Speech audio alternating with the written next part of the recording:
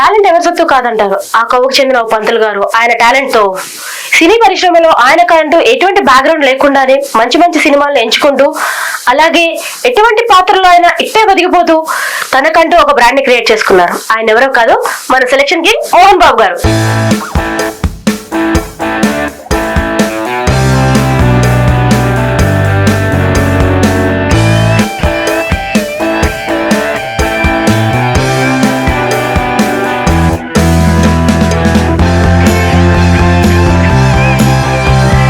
ఆయనతో పరిచయం చేసుకుని మరిన్ని విషయాలు తెలుసుకుందామా? మరి రండి. మోహన్ గారు నమస్కారం అండి. నమస్తే అమ్మా. అసలు మీరు మనిషా మోహన్ బాబు గారు అండి? ఎందుకు ఆ మాట అంటున్నావు? లేదు, ఒక్క ఇంటర్వ్యూ కోసం 5 నెలలు తెప్పించుకుంటారా? అసలు ఏంటండి, యూట్యూబ్ ఛానల్ స్టార్ట్ చేద్దాం, మీతోనే స్టార్ట్ చేద్దాం అని చెప్పేసి నేను అనుకుంటే మీరేమో 5 నెలల నుంచి ఈ రోజు దొరికారు మాకు. ఏంటండి ఇది? అంతుందో తెలుసుకోవడానికి కొంపదీసి బ్యాక్ గ్రౌండ్ ఏం లేదు కదా. ఏంటండి మీ పర్ఫార్మెన్స్? లాయర్ గా, జడ్జి గా, డాక్టర్ గా, రైతుగా, ఆఖరికి పోలీస్ ఆఫీసర్ గా కూడా ఇన్ని క్యారెక్టర్స్ చేసినందుకు మీకు హ్యాట్స్ ఆఫ్ సార్. థ్యాంక్స్. ప్రతి వ్యక్తికి కూడా కొన్ని కోరికలు ఉంటాయి. కోరికను వదిలేయకుండా ఆ పని మీద ధ్యాస పెంచుకుంటే మనకంటూ ఏదో ఒక రోజు వస్తుంది అనేది నా నమ్మకం. మీకు కూడా కృష్ణారావు కష్టాలు ఏమైనా ఉన్నాయండి? లేదండి, దేవుని దయ వల్ల అలాంటి కష్టాలు ఏం పడలేదు. ఎప్పుడు ఏదో స్టేటస్ పెడుతూ ఉంటారు, ఎప్పుడు ఏదో మూవీ చేస్తూనే ఉంటారు, ఎలా సాధ్యం అండి ఇది? అయ్యో, అంత పెద్దవాడిని ఏం కాదు, కానీ నేను ఎన్నో ఇంటర్వ్యూలు చూశాక గమనించింది ఏంటంటే గుడ్డెద్దు చేలో పడ్డట్టు తిరగకూడదని. ఎందుకంటే డైరెక్టర్కి ఒక విజన్ ఉంటుంది. ఈ క్యారెక్టర్కి ఈ వ్యక్తిని పెట్టుకోవాలి, ఈ క్యారెక్టర్కి ఈ అమ్మాయిని పెట్టుకోవాలని ఆల్రెడీ డిసైడ్ అయిపోయి ఉంటాడు. కాబట్టి మనం తిరిగి టైం వేస్ట్ అవుతుందనేది నా నమ్మకం. అయితే మనం చేయాల్సిన పని ఏంటంటే, డైరెక్టర్ గారు కో డైరెక్టర్ చెప్తాడు నాకు ఇలాంటి ఆర్టిస్టులు కావాలి అని చెప్పి. మరి అప్పుడు మనం ఎవరిని బతిమాలాలి? కో డైరెక్టర్ గారితో టచ్లో ఉంటే, ఆయనకి ఫోటోలు పెట్టి ఆయనతో టచ్లో ఉంటే మనకి ఏమన్నా అవకాశం వచ్చే అవకాశం ఉంటుంది. అది నేను చేసేది అంతే. అమ్మో, ఇంత ఓపిక ఉండాలా? ఉండకపోతే తొందరగా తెచ్చుకొని డబ్బులు అయిపోతే ఇంటికి వెళ్ళిపోవాలి. ఇంత తెలివిగా వివరించకపోతే చాలా నష్టపోవాలన్నమాట. అంతేగా మరి. కొంతమంది అంటూ ఉంటే మనం వింటాం. కొన్ని ఏళ్ళ నుంచి నేను ఇండస్ట్రీలో ఉన్నానండి, ఇవి చెప్పుకోవడానికి బాగుంటాయి. అయితే ఇక్కడ చాలా మంది ఏంటంటే మనకి మనం మోసం చేసుకుంటున్నాం అంతే. బాగా కాచి వడబోచారనుకుంటా. అదేం లేదు, కానీ ఆల్రెడీ కాచి వడబోసిన ఈ ఇంటర్వ్యూలు అన్ని చూసాం, వాటిని నేను ఫిల్టర్ చేసుకుంటున్నా అంతే. ఏదేమైనా మీకు తెలివితేటలు ఎక్కువ అండి. అదేం లేదు, వ్యవహరించే తీరులో మార్పు అంతే. అందరం ఒకటే, అలా ఫిల్టర్ చేసుకున్నాను కాబట్టి ఇవాళ నా ప్రొఫైల్ చెప్పుకోవడానికి 17 సినిమాలు, 8 సీరియల్స్, 3 వెబ్ సిరీస్లు, 1 డెమో ఫిల్మ్. ఇది నా ప్రొఫైల్, నేను గొప్పగా చెప్పుకుంటాను. అయితే నాకు కావాల్సిన వాటి కోసం సమయాన్ని కేటాయించా అంతే. నాతో ఉన్న వాళ్ళు చాలామంది వీడు టైం వేస్ట్ చేస్తున్నాడు అని అనుకుంటారు, కానీ మన మనసులో కోరుకున్నప్పుడు దానికోసం కొంత టైం వేస్ట్ అవుతుంది. మనం అదే డెడికేషన్తో ఉంటే సక్సెస్ అంటూ ఒక రోజున వస్తుంది అనేది పెద్దలు కూడా చెప్తుంటారు. అదే నేను నమ్మింది అంతే. ఇకపోతే సంభవం యుగ యుగ గురించి మాట్లాడుకుందామండి. మీ ఇంటర్వ్యూ చేయడానికి దాన్ని 4-5 సార్లు చూసానండి. Thank you. దాంట్లో మీ క్యారెక్టర్ చాలా బాగుంది. రైతు క్యారెక్టర్ లో మీరు జీవించారండి. Thank you. నిజంగా అండి, అది చూస్తున్నంతసేపు ఒక మంచి ఫీల్ కలిగిందండి. ఆ అమ్మ నాన్న, ఆ ఇల్లు, ఆ సైకిల్, ఆ రైతు పడే కష్టాలు, నిజంగా పాపం కదండి. వాళ్ళంత సంవత్సరం మొత్తం కష్టపడితే ఇంత చేస్తారు, కానీ వాళ్ళకి లాస్ట్కి వచ్చేసరికి ఏమీ మిగలదు. నిజంగా ఇప్పటికీ అనుభవించే వాళ్ళు ఉన్నారు. మనం పాత్రను ఫీల్ అయితేనే ఇంత బాధగా ఉంది. నిజంగా అనుభవించే ఆ గుండెలు ఎంత బరువుగా ఉంటాయి కదా. అసలు మీకు ఆఫర్ ఎలా వచ్చింది? అయినా మీరు పంతులు గారు కదా, రైతు క్యారెక్టర్ ఎలా చేస్తారనుకున్నారు డైరెక్టర్ గారు? ఇది నిజంగా నా జీవితంలో ఒక మధురమైన అనుభవం. మా డైరెక్టర్ గారు ఫణి గణేష్ గారు, ఆయన ఒక అమ్మాయిని పెట్టి మంచి సబ్జెక్ట్ ఒకటి చేశాడు, కళ అని చెప్పి. దాన్ని ఇందాక నువ్వు అన్నావు కదా 4-5 సార్లు చూశారని, అలా నేను ఒక 70-80 సార్లు చూసుంటా ఆ వీడియోని. ఎందుకంటే ఒక ఆడియన్ని ఒకే ఇంట్లో సినిమా చేస్తూ అలా కూర్చోబెట్టాలంటే అది చాలా కష్టమైన పని. అది అంటే స్క్రీన్ ప్లేలో దమ్ము ఉండాలి. ఆ సినిమాలో సోనాక్షి వర్మ అని ఒక హీరోయిన్ ఉంది.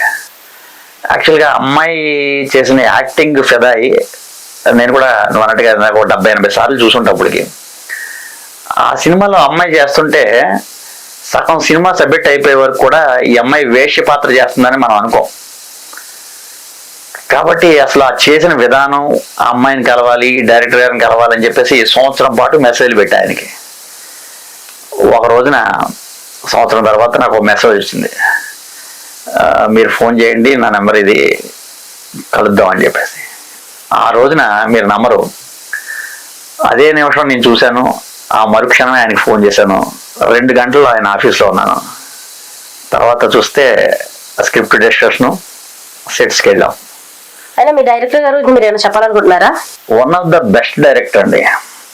చాలా ఓపిక్గా ఆ సీన్ ఏమైనా కుదరకపోతే మళ్ళీ ఒకసారి చేద్దామా అని చక్కగా సున్నితంగా చెప్తారు అనమాట. కొంతమంది అరుస్తుంటారు. ఏదైనా కెమెరామ్యాన్ కూడా ఈ సీన్ బాగా వచ్చింది సార్, ఇంకా ఆపుదామా అనగానే ఆయన సరే బాగుంది కానీ మళ్ళీ ఇంకొకసారి చేసేద్దాం అని చెప్పి సున్నితంగా హ్యాండిల్ చేస్తారు అనమాట ఆ సిచ్యువేషన్. అది చాలా one of the best director, నాకు చాలా ఇష్టమైన డైరెక్టర్. ఆయనకి మంచి సక్సెస్ రావాలి, పెద్ద సినిమాలు చేయాలి, పెద్ద హీరోలతో చేయాలని నా కోరిక. అది త్వరలోనే నెరవేరుతుంది అనేది నా సంకల్పం. మీతో చేసిన మీ వైఫ్ క్యారెక్టర్ సునీత గారు ఏమన్నారో విందామా? ఒక వ్యవసాయదారుడికి వైఫ్ అవ్వడమే చాలా గ్రేట్. వ్యవసాయదారుడు అమాయకుడు. ఆ మోహన్ బాబు గారు నా హస్బెండ్ దాంట్లో చాలా అమాయకుడు. అంటే ఇలాంటి వాళ్ళు ఎలా బతుకుతారబ్బా అనిపించే క్యారెక్టర్ చాలా బాగా పండించారు. ఇంటి కోసమో నిద్ర కోసమో మేము వ్యవసాయం చేయట్లేదయ్యా. అదే మా బ్రతుకు, అదే మా ఆధారం అయ్యా. మట్టిని చూస్తే వచ్చే ఆనందం మిత్తిల్లో రాదయ్యా. పొలం గట్ల మీద సర్దికూర తిన్న ఆనందం పెద్ద పెద్ద హోటల్లో తిన్నా రాదయ్యా. సునీత గారు ఒక మంచి ఆర్టిస్టు, మంచి ఫ్యామిలీ పర్సన్. వాళ్ళ హస్బెండ్ కూడా నాకు బాగా పరిచయం. అసలు మంచి డెడికేషన్. ఆవిడ గురించి చెప్పాకలా ఆవిడ పెద్ద ఆర్టిస్టు. నాకు ఆ కాంప్లిమెంట్ ఇచ్చింది చాలు. థ్యాంక్ యూ వెరీ మచ్ అండి. అంత పెద్ద పాటల రచయిత కులశేఖర్ గారితో మీ పరిచయం ఎలా అయింది? ఆయన మీ గురించి అంత గొప్పగా చెప్తున్నారు, ఆయనకి మీకున్న సంబంధం ఏంటి? ముందుగా గురువు గారు మీకు పాద నమస్కారాలు. నిజంగా ఆయనతో పరిచయం అనేది నా అదృష్టం. కులశేఖర్ గారు అంటే ఒక బ్రాండ్, మనందరికీ తెలుసు. గురువు గారు మనకు అందించిన ఆ సాహిత్యం కానీ ఆ పాటలు కానీ ఎప్పటికీ కూడా విలువ కట్టలేనివి. నాకు ఏదైనా ఆస్తి ఉంది అని గొప్పగా చెప్పుకోవాలంటే గురువుగారితో పరిచయం. ఎందుకంటే ఈ ఆస్తులు పాస్తులు డబ్బులు మిగలడం అనేది వాస్తవమైన సంఘటన. ఒక మంచి పరిచయం నాకంటూ ద బెస్ట్ అనేది ఏమన్నా ఉందంటే కులశేఖర్ గారు, ద గ్రేట్ లిరికిస్ట్. ఆయనతో నాకు పరిచయం. వారానికి 2 సార్లన్నా గురువుగారిని కలవాలి, ఆయన పాదాలకి నమస్కరించాలి. ఇదే నా టార్గెట్. చాలామందికి మనిషి విలువ తెలియదు. ఇప్పుడున్నవన్నీ కూడా మనీ రిలేషన్స్, నో ఎమోషన్స్. ఒకప్పుడు రామోజీరావు గారు, తేజ గారు, ఆర్పి గారు వీళ్ళందరితో కూడా కలిసి ప్రయాణం చేసిన ఒక వ్యక్తి, ఒక మహా అద్భుతమైన వ్యక్తి ఇవాళ ఒంటరిగా మిగిలారు. అయినా గురువు గారు మనసేం బాధపడ్డు, ఆయన ఎప్పుడు నవ్వుతూ చక్కగా చాలా హ్యాపీగా ఉంటారు. ఎందుకంటే ఆయన సాహిత్యం విలువలు తెలుసున్నవాడే ఆయనతో ఉంటుంటారు. ఈ రోజుల్లో పాటలు వింటున్నాం, ఊ అంటావా ఊ అంటావా, కావాలయ్యా నువ్వు కావాలయ్యా, ఇది ఇవాళ ఉన్న సాహిత్యం.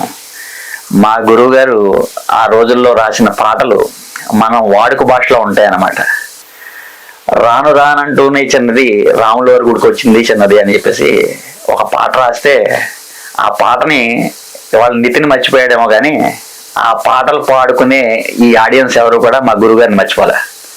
అలాగే బండి బండి రైలు బండి వేలకంటూ రాదులేండి అని చెప్పేసి ఒక నిత్య జీవితంలో జరిగే సంఘటన ఇవాళ ఆ సినిమా పెద్దలు మర్చిపోయారేమో కానీ రైలు ఎక్కే ప్రతి ప్రయాణికుడికి కూడా మా గురువుగారు గుర్తుంటారు.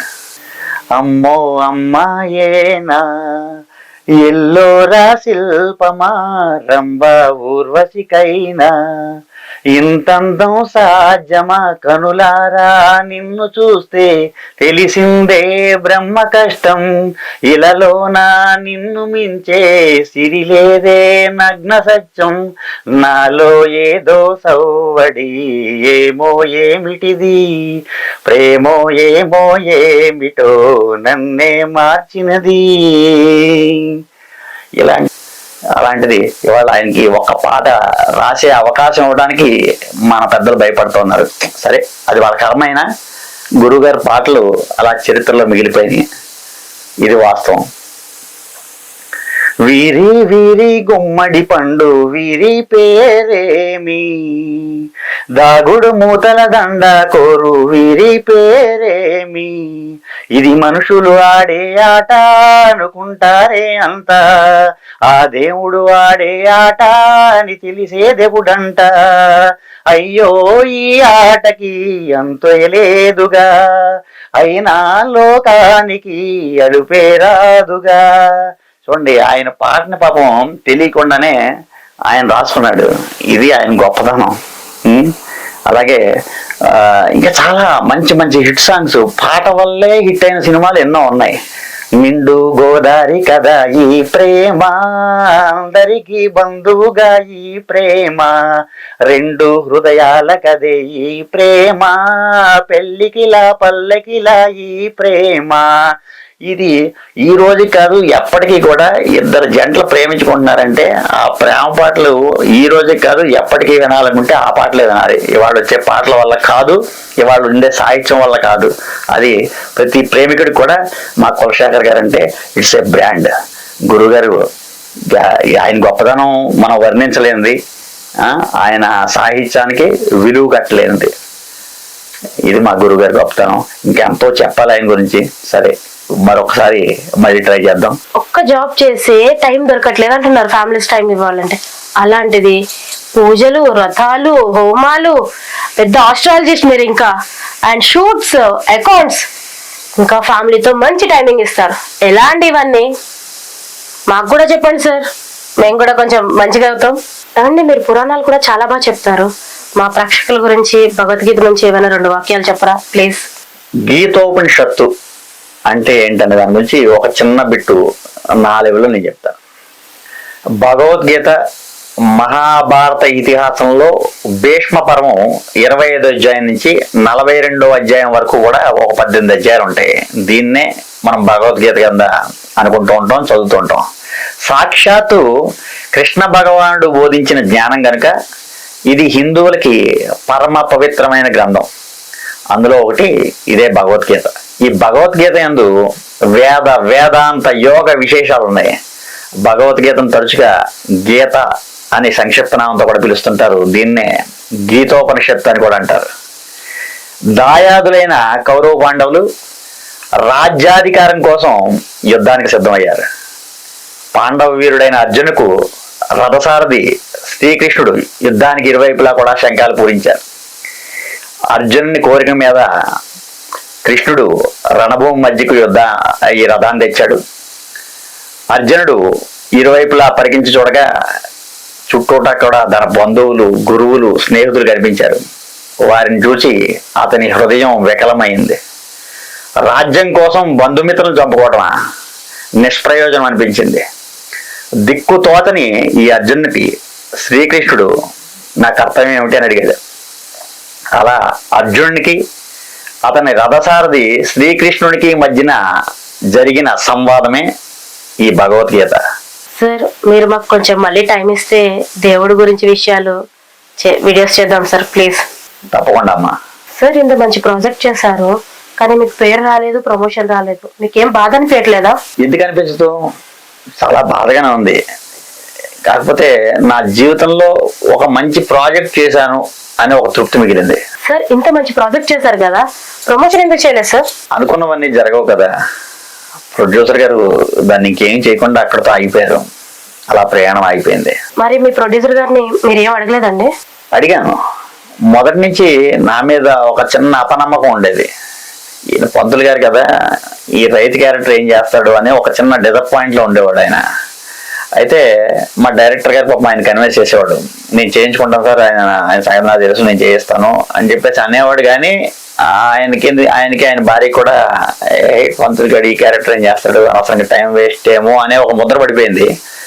అలా ఆయన పెద్ద ఇంట్రెస్ట్ పెట్టలేదు. అయితే ఒక మంచి సబ్జెక్ట్ చేసాం అనేది చిన్న ఫీల్ మిగిలింది. ఓవరాల్ గా కట్ చేస్తే డైరెక్టర్ గారికి పేరు రాలేదు, నటించిన ఈ నటీనటులకు కూడా అంత గుర్తింపు రాలేదు. ఇదే చిన్న డిసప్పాయింట్. మీకు బాధ కలగలేదా అండి? ఆ సమయంలో మీకు ఏమనిపించింది? ఇంకోసారి ఇలాంటి తప్పు చేయకూడదు అనుకున్నాను.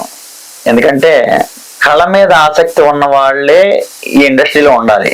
సంపాదనే ధ్యేయంగా వచ్చే వాళ్ళకి దీని విలువలు తెలియదు.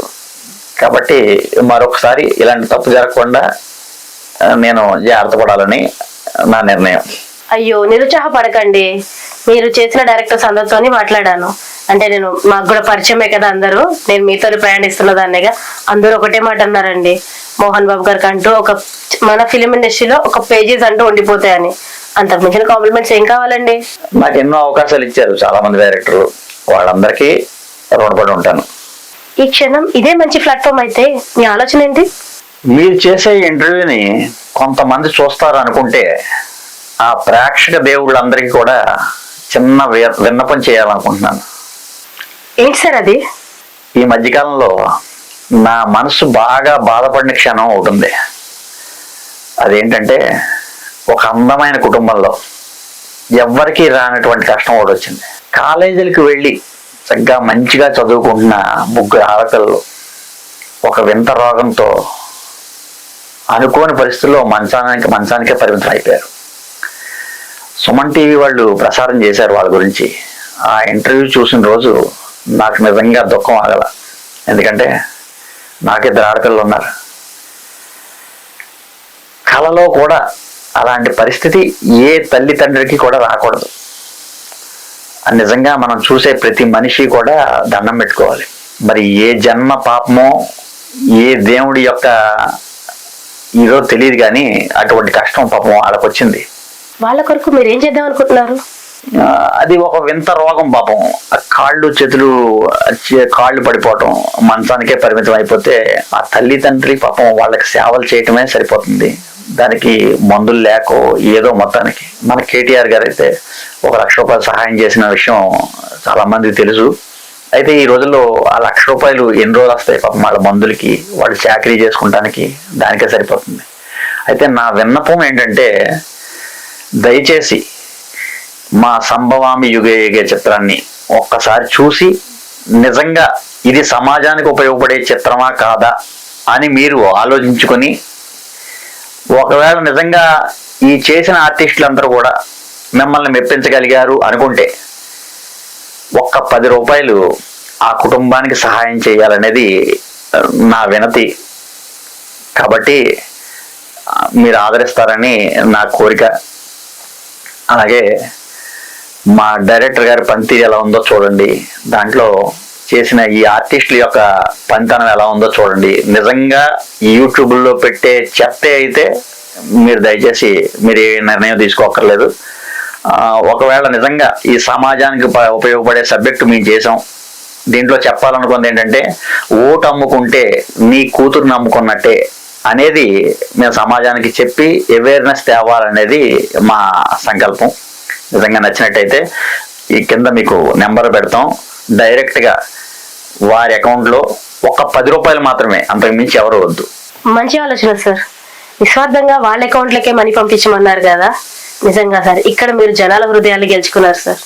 ఇలా కనీసం 2 లక్షల మంది అన్నా మీరు ఆ 10 రూపాయలు వాళ్ళ కుటుంబానికి పంపగలిగితే దగ్గరగా ఒక 20 లక్షల రూపాయల అమౌంట్ అవుతుంది. దీంట్లో మళ్ళీ మీరు ఏ స్వార్థం లేకుండా మీరు చేయగలిగారంటే ఒక కుటుంబం ఒక 5 సంవత్సరాల పాటు శుభ్రంగా కనీసం వాళ్ళ పోషణకి వాళ్ళ మందులకి ఉంటాయి. మనందరం కలిసి ఒక కుటుంబాన్ని మన వంతు సాయం చేశామనే తృప్తి మనకు మిగులుతుంది అనేది నా నమ్మకం. మీరు కూడా నేను చెప్పిన దాన్ని ఆదరిస్తారని అనుకుంటున్నాను. దయచేసి మీరు ఆలోచించి మీ నిర్ణయం తీసుకోండి. వాళ్ళు పంపుతారులే, వీళ్ళు పంపుతారులే, ఎంతోమంది బోల్డ్ వేస్తారులే అని చాలామంది అనుకుంటుంటాం. కానీ వాళ్ళందరి గురించి వద్దు. నా సేవ నేను చేశానా లేదా అదొక్కటే ఆలోచించండి. మనం ఎంతో వేస్ట్ చేస్తున్నాం. దాని మీద మీరు ఇంకా నిర్ణయాలు అవసరం లేదు, ఎంక్వైరీలు అవసరం లేదు. వాళ్ళకి 10 ఫోన్లు చేసి పాపం వాళ్ళని ఇన్సల్ట్ చేయక్కర్లేదు. ఒక 10 రూపాయలు వాళ్ళ నెంబరు నేను పెడుతున్నాను. డైరెక్ట్గా ఒక 10 రూపాయలు మాత్రమే మీరు సహాయం చేయండి. ఒక కుటుంబం బాగుంటుంది. తప్పకుండా మీ పిలుపుకి స్పందన వస్తుందండి. మీరు మరెన్నో మూవీస్ చేయాలని మనస్ఫూర్తిగా కోరుకుంటున్నా. Thank you very much.